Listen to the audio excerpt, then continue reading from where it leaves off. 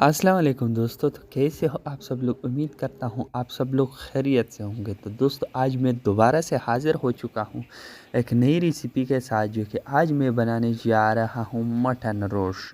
तो दोस्तों ये जितना बनाने में आसान रेसिपी है उतना खाने में ही टेस्टी है।